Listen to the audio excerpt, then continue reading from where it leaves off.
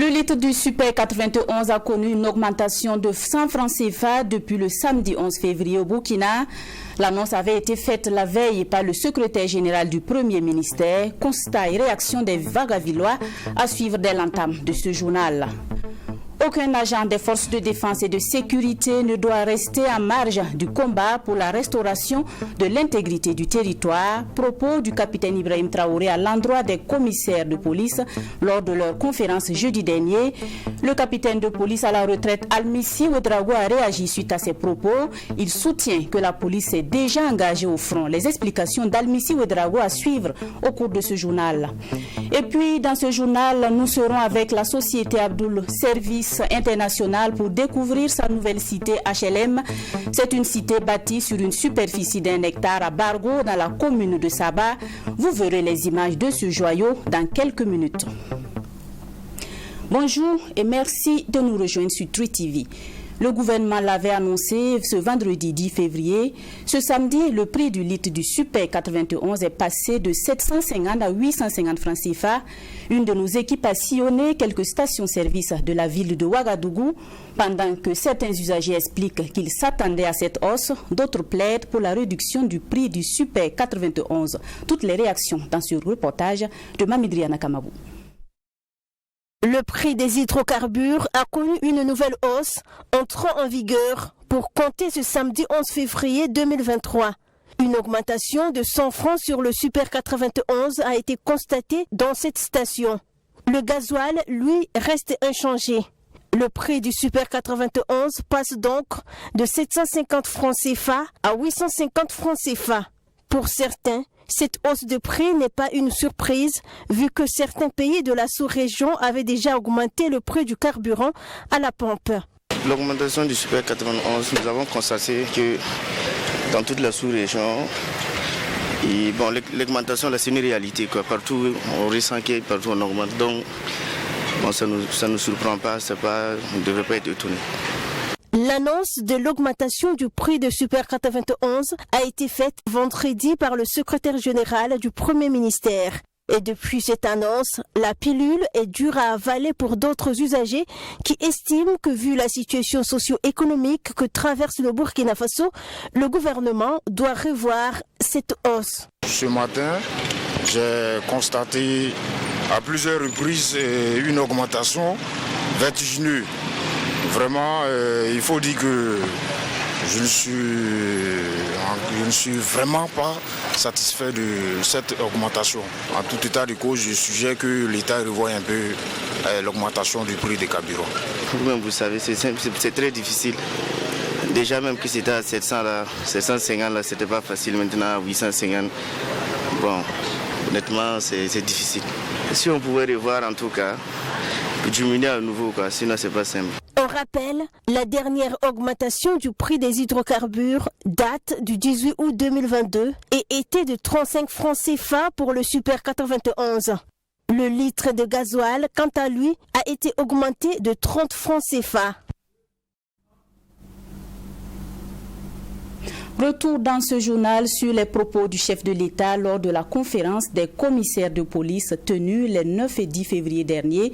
Le capitaine Ibrahim Traoré disait ceci, je cite, « Aucun agent des forces de défense et de sécurité ne doit être en marge du combat pour la restauration de l'intégrité du territoire, une façon de demander aux policiers de s'engager dans la lutte contre le terrorisme. » Le capitaine de police à la retraite Almissi Ouedraogo a réagi à ces propos. Il soutient que la police est déjà engagée au front. C'est un entretien réalisé par Abdouraïm Yéyi. La police a toujours été au front, selon le capitaine de police à la retraite, Almissi Ouedraogo. Il répond ainsi à la déclaration du chef de l'État lors de la conférence des commissaires de police dans laquelle il affirme que toutes les forces de défense et de sécurité doivent aller au front Almissi Ouedraogo se justifie par le fait que plusieurs commissariats de police ont été la cible d'attaques terroristes et plusieurs policiers ont perdu la vie dans cette guerre. La police nationale est, on ne peut plus clairement engagée dans la lutte contre le terrorisme, donc est au front. Et d'ailleurs, quand on parle de front, le front il est où?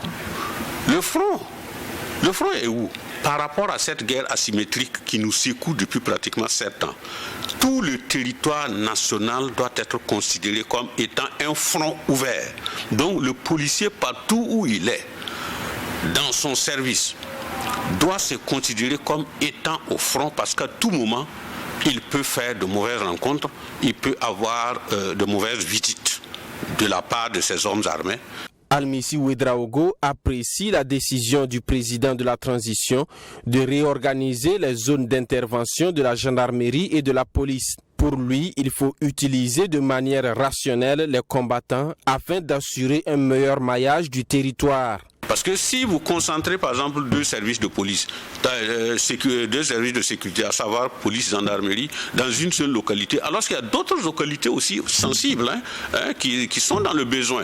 Et malheureusement, ces localités-là n'ont ni police, n'ont ni gendarmerie. Donc il faut faire en sorte qu'avec une telle organisation, s'il y a déjà un commissariat de police quelque part, qu'on ne vienne pas construire une brigade de gendarmerie, et s'il y a une brigade de gendarmerie quelque part, qu'on ne vienne pas construire un commissariat de police. Et c'est comme ça que nous allons gagner au niveau du maillage du territoire. Le capitaine de police à la retraite soutient que la police doit être dotée de moyens conséquents pour tenir les positions et faire face à l'ennemi. Pour lui, cette stratégie aurait pu permettre de maintenir certaines zones sous contrôle si elle était mise en œuvre au début de la crise sécuritaire. On reste avec Abdourahim Yénié pour la célébration des 30 ans d'inscription au barreau du Burkina de l'homme de droit Maître Benewende Stanislas Sankara. Cérémonie tenue au sein de son cabinet. Maître Sankara se réjouit de ses 30 années passées à défendre ses semblables ainsi que le juste. Hommage lui a été rendu par ses pairs et ses collaborateurs. Suivons maintenant l'ambiance de la fête. Tout a débuté le 9 février 1993. Maître Benewende Stanislas Sankara prête serment et s'inscrit au barreau du Burkina. Une date inoubliable pour cet homme qui réalise ainsi son rêve. En cette date anniversaire, il affiche avec fierté les photos souvenirs à l'entrée de son cabinet. Un cabinet qui a accueilli plusieurs personnalités venues célébrer avec lui ses 30 ans de carrière. Durant sa carrière, Maître Sankara a non seulement mis son savoir-faire au service de la justice, mais aussi formé. Maître Prosper Farama, ancien stagiaire au cabinet Sankara, dit manquer de mots pour exprimer ce que l'homme représente pour lui. Oui, il mérite d'être honoré parce que tous, autant que nous sommes unanimes pour dire que lors de notre passage, il nous a transmis le savoir, la technique, le savoir-faire nécessaire pour accomplir ce métier dans l'intérêt non seulement de ce corps, mais dans l'intérêt de tout le peuple burkinabé. Il fut un temps dans ce pays où, disons-le, avec toute humilité, il y avait très peu d'avocats, comme lui qui osait prendre certains dossiers face au régime en place. Il l'a fait. Nous avons vécu l'expérience de cette pression avec lui. Maître Benewende Stanislas Sankara dit tirer sa fierté dans la nouvelle génération.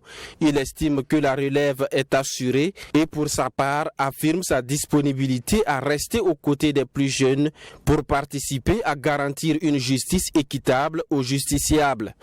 Après 30 ans, ma satisfaction et ma fierté viennent du fait que nous avons pérennisé donc ce travail-là à travers la jeunesse, à travers des jeunes avocats très talentueux. Vous les voyez souvent au prétoire, vous les avez vus dans les différents procès emblématiques et c'est cela qui constitue notre motif de satisfaction. Et tant que nous aurons un souffle, tant que nous serons physiquement aptes à le faire, on soutiendra toujours ces jeunes avocats-là pour que ce soit la relève sûre aujourd'hui et demain. Le bâtonnier de l'ordre des avocats a remis au nom du barreau un certificat de reconnaissance à Maître Benewende Stanislas Sankara pour son engagement et ses actions au service du barreau du Burkina. Maître Sankara, en 30 ans de carrière en tant qu'avocat, dresse un bilan positif. Allons à présent à la découverte de la nouvelle cité HLM de la société Abdoul Service. C'est une éco-cité moderne bâtie sur une superficie d'1 hectare à Bargo dans la commune de Saba. Il s'agit de villas de type F3, F4 et F5 pouvant loger une soixantaine de familles. À travers cette cité, le promoteur Abdoul Ouedraogo veut réduire le bradage des terres au Burkina Faso. Les autres détails, c'est avec Alexis Winkouni Belemnaba. C'est un immeuble de type R+3 composé d'appartements à chacun des 3 niveaux de modèle F3 bâti sur un site d'1 hectare dans une cité fermée de Abdoul Service International. À l'intérieur du site, on peut y voir des villas pavillonnaires de type F3, F4 et F5, le tout pouvant loger une soixantaine de familles. Une innovation dans le secteur de l'immobilier au Burkina Faso. Ce site dispose également d'un jardin, une crèche, une garderie pour enfants, un parking visiteur entre autres. D'un coût de réalisation de plus de 4 milliards de francs CFA, l'idée de Abdoul Ouedraogo est inspirée des pays voisins, mais aussi du contexte burkinabé où la tension foncière crée des grincements de dents entre promoteurs et gouvernement.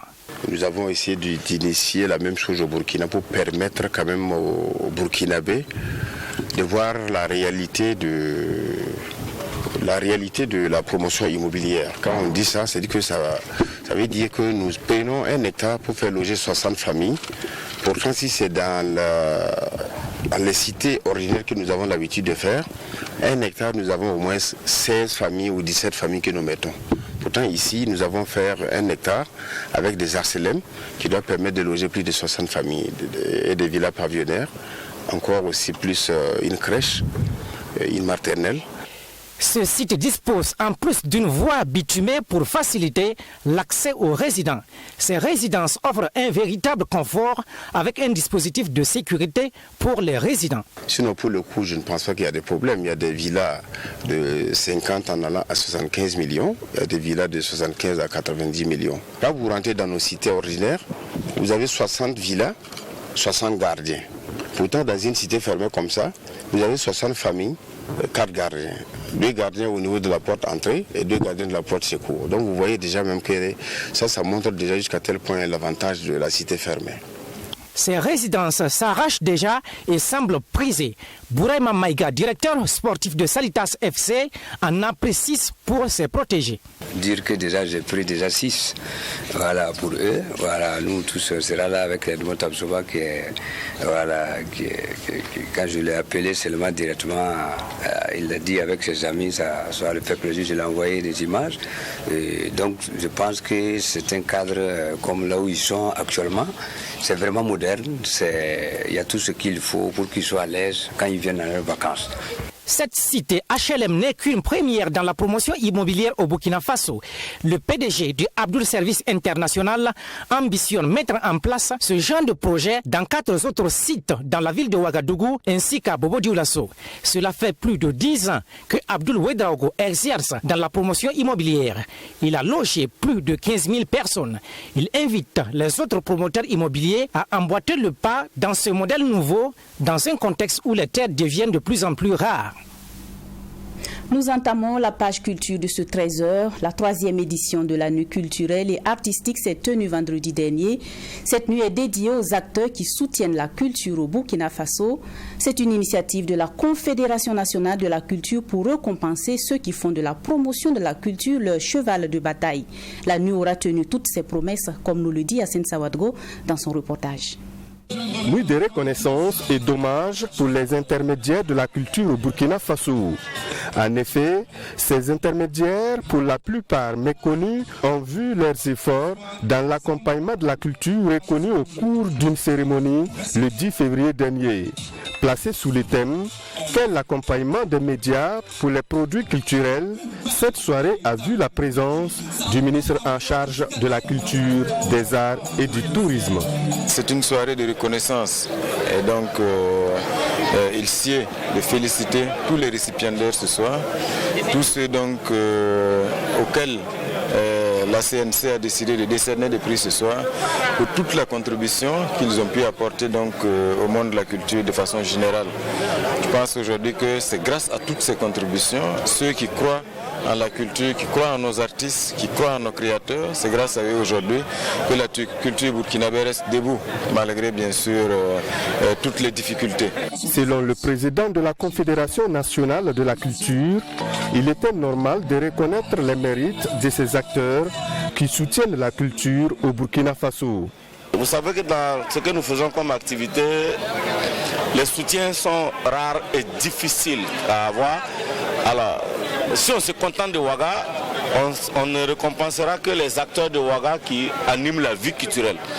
Alors on a demandé au coordonnateur des régions de chacun dire dans sa région qui les accompagne pendant toute l'année culturelle à pouvoir réaliser leurs projets. Vous avez vu, c'est merveilleux.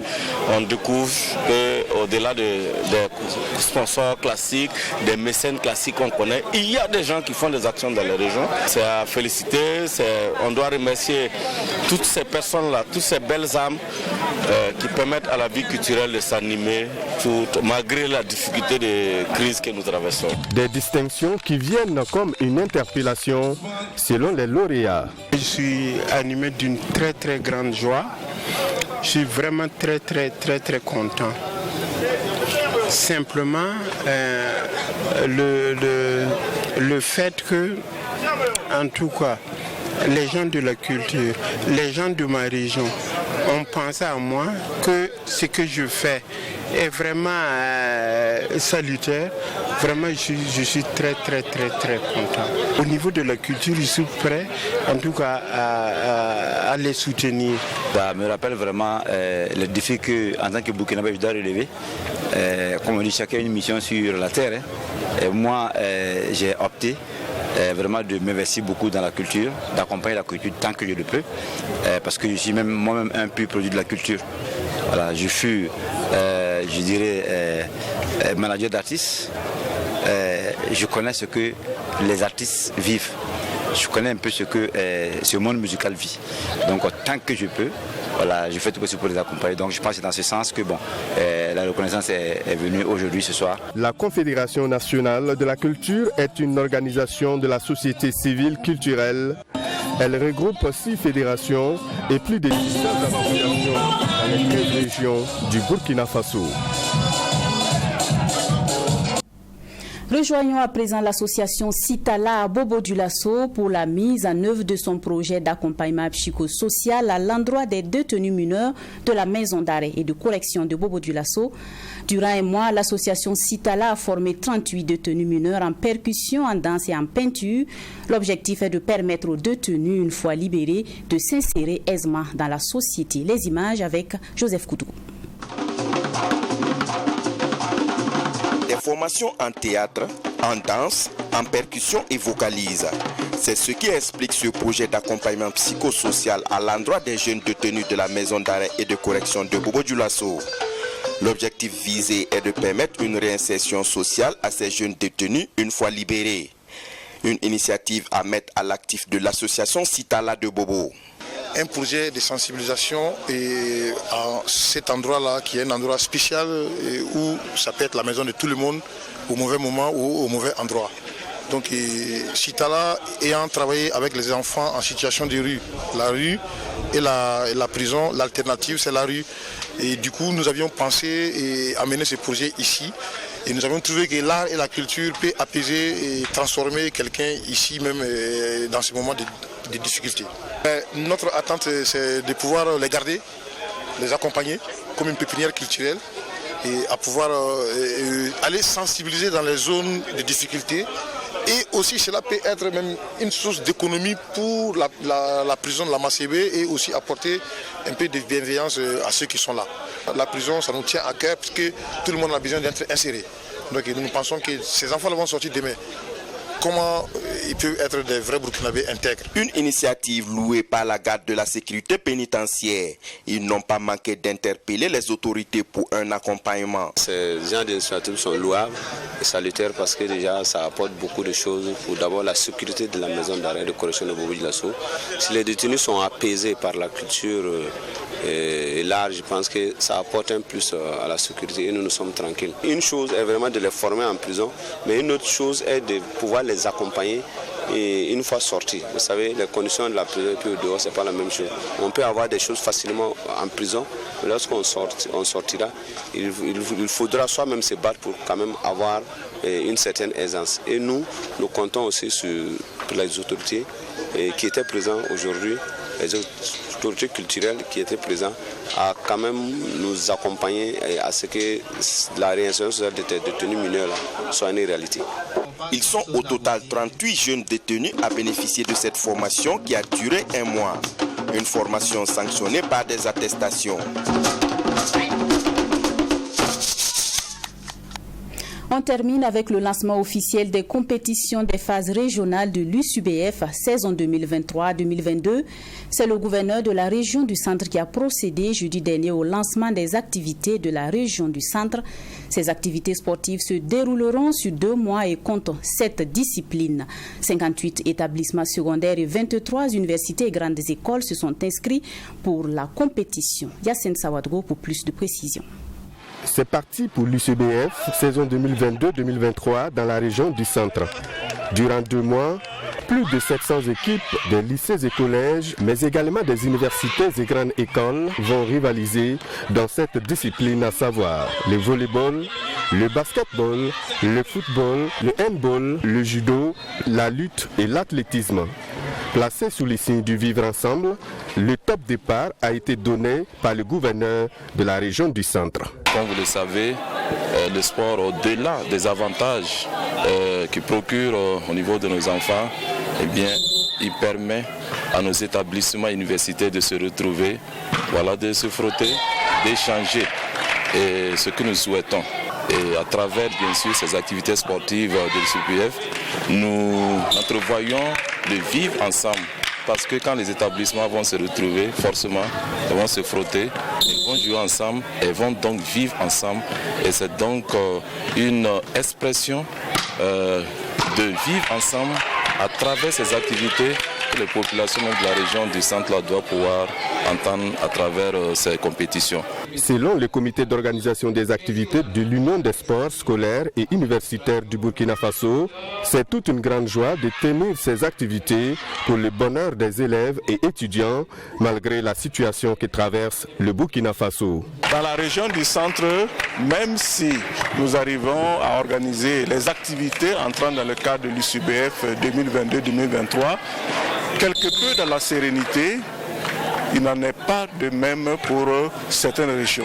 Mais nous nous réjouissons quand même que cette saison UCBF 2022-2023 puisse se tenir pour le bonheur des élèves qui désirent participer chaque année à ces compétitions. Nous avons pu tenir les rencontres préparatoires, nous avons réceptionné les engagements et avant de procéder au lancement, nous avons décompté 58 lycées et collèges, et 23 universités et grandes écoles qui vont prendre part en tout cas à ces compétitions pour plus de 700 équipes. C'est 7 disciplines sportives, 4 sports collectifs, football, basketball, handball et volleyball, et les sports individuels, athlétisme, judo et lutte traditionnelle. Toujours selon les organisateurs, les activités sportives dans le centre permettront au dénouement final de récompenser les plus méritants, dont 2 de chacune des disciplines. Voilà, c'est tout pour cette édition. Bon début de semaine, que cette nouvelle semaine nous offre à tous de belles opportunités.